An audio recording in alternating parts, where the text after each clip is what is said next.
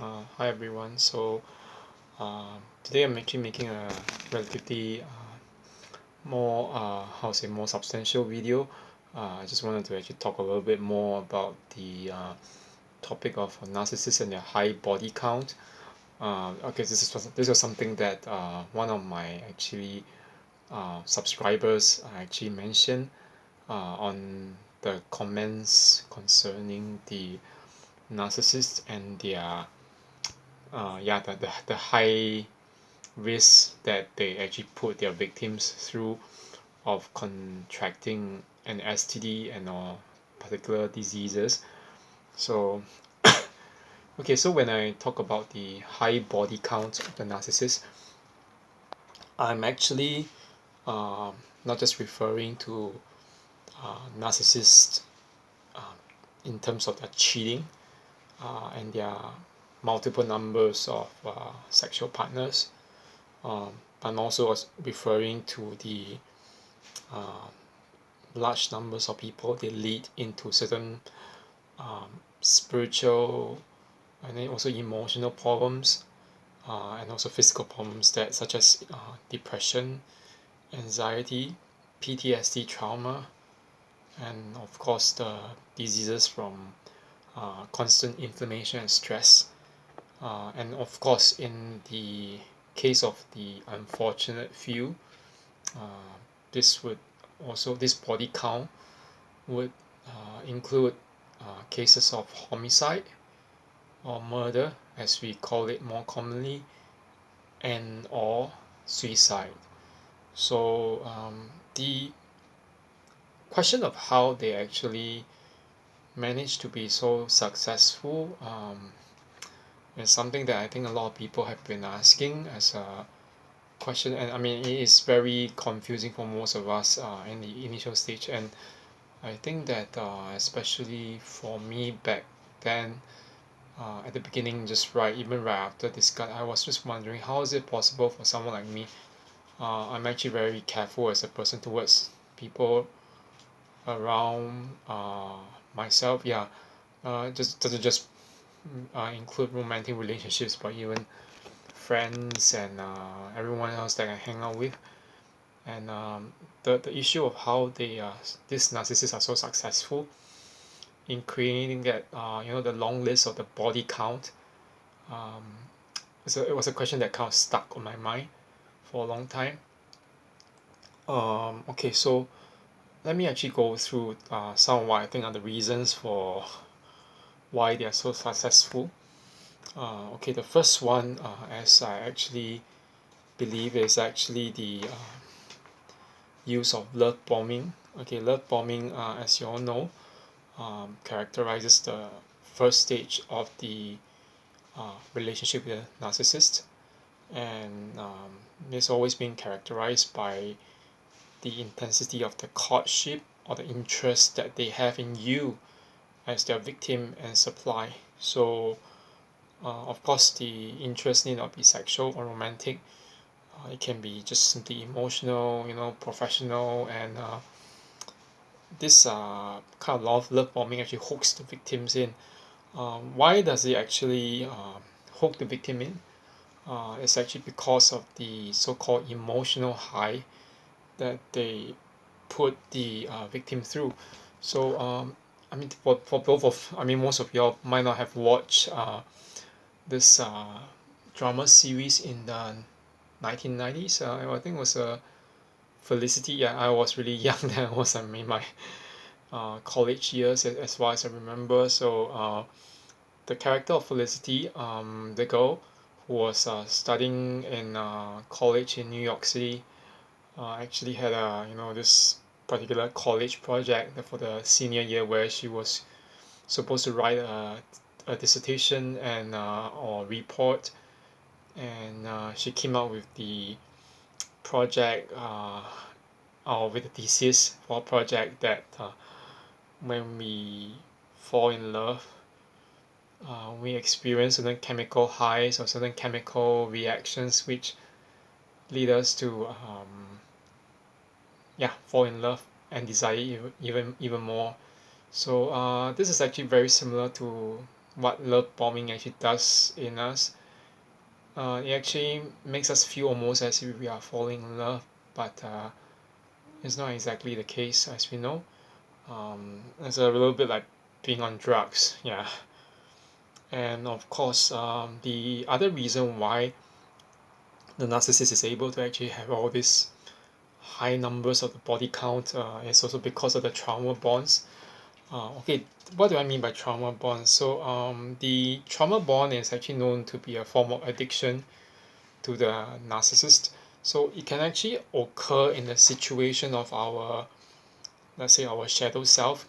When I say shadow self, I actually refer to our core wounds. Core wounds meaning wounds pertaining to, rejection, abandonment, criticism, and also childhood abuse and neglect that are being exploited. So the trauma bonds are formed very, very early with the narcissist.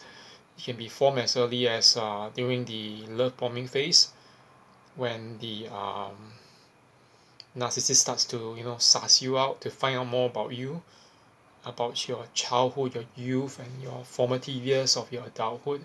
So by finding out more about all this, the narcissist is able to actually form a trauma bond with you, generally where you think that a narcissist can actually offer some kind of audience or someone who actually soothes you. Yeah.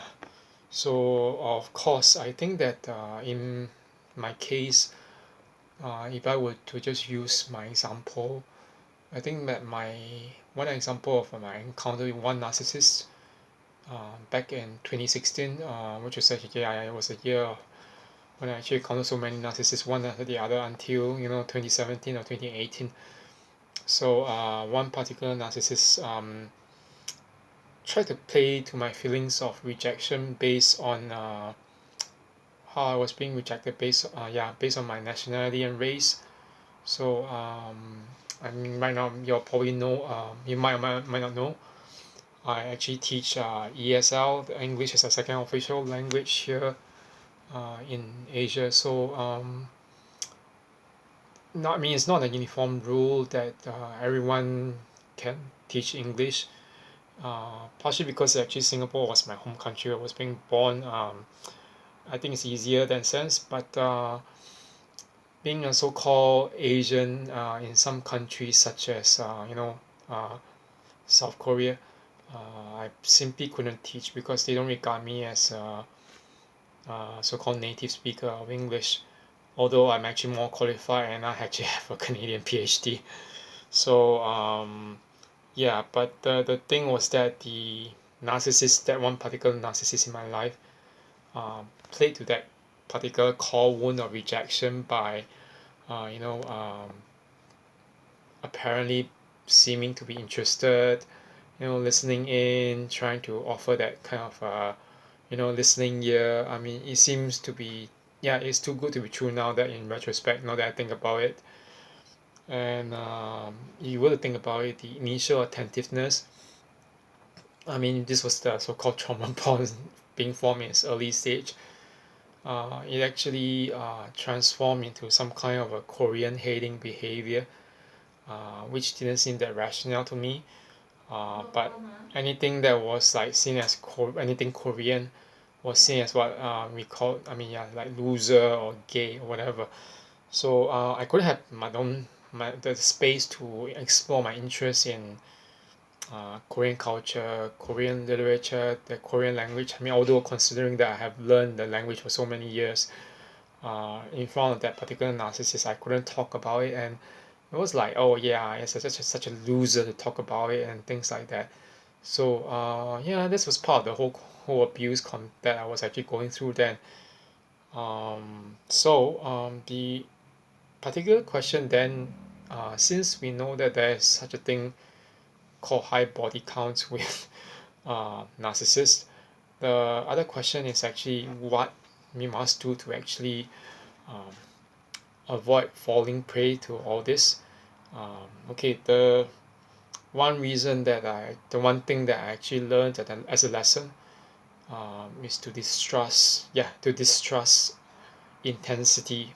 Okay, so I know that most of us in the early part of our encounters with a narcissist or narcissists, okay, plural, would think that their interest in us means that they really want to care for us. But the thing is with the sense of intensity is that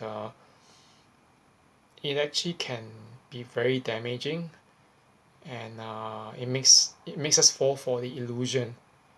Okay, so I think one of the other major lesson that I actually learned was do not commit too early.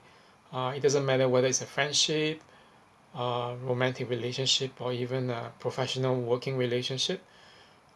The thing is that a lot of people fall very early on for love bombing, and they think that very quickly they can trust the other person, when in fact the other person was just trying to exploit their emotions. Okay, and the truth is that once you're locked in, yes, via the love bombing, the end of the relationship, yeah, the narcissistic relationship, is almost inevitable, just as is the damage. Okay, the second lesson that I learned was also to observe and do not give the benefit of the doubt. So I understand that actually, most of us actually are very careful when it comes to the jobs we choose, and what we want to do for a living. I mean, if gatekeeping is actually required or important for most of the jobs we do, why aren't we using that for relationships as well? Okay, it's actually very counterintuitive, yeah, to just ignore that and to give other people the benefit of the doubt. Okay, and the next lesson I learned was to lay out boundaries from the start, and also be ready to cut the ties when these boundaries are violated. So yeah, this is the one thing that I actually realized, that most of us actually we tend to fall prey, especially because we love to invent excuses, or we love to believe the best of other people. So when we see warning signs, we just say, oh, maybe I'm just thinking too much. I think that I made that mistake myself, not just in narcissistic relationships, but even I mean, like romantic ones, but even with regards to job and work. Yeah, sometimes that my last job, when I start feeling, oh, maybe I had a very fake boss, I just thought, no, no, no, no, no, maybe I'm thinking too much. I just thought like that. Okay, so yeah, when you lay out boundaries, your yes must be a yes, and then your no must be a no. Okay, this is directly from the Bible, but I believe that it's actually a very good quote to use to remind us that we can't just be living, how say, changing our boundaries and backing down just because of someone else. Okay, the last one, actually, this is a very good question to ask ourselves, to stop ourselves from becoming part of the body count of a narcissist, is to ask us honestly, to be honest to ourselves. Yeah, to ask us ourselves, um, is this what I want? Yeah, so I mean, this question will actually safeguard a lot of us, especially when we reach the devaluation stage of a relationship with a narcissist. So as you all know, once you reach the stage of devaluation with a narcissist, um, such things like abuse will become more commonplace, and it's not really new by then. So we end up becoming so vigilant and everything. So a lot of us still choose to hold on, and we cherish certain hopes.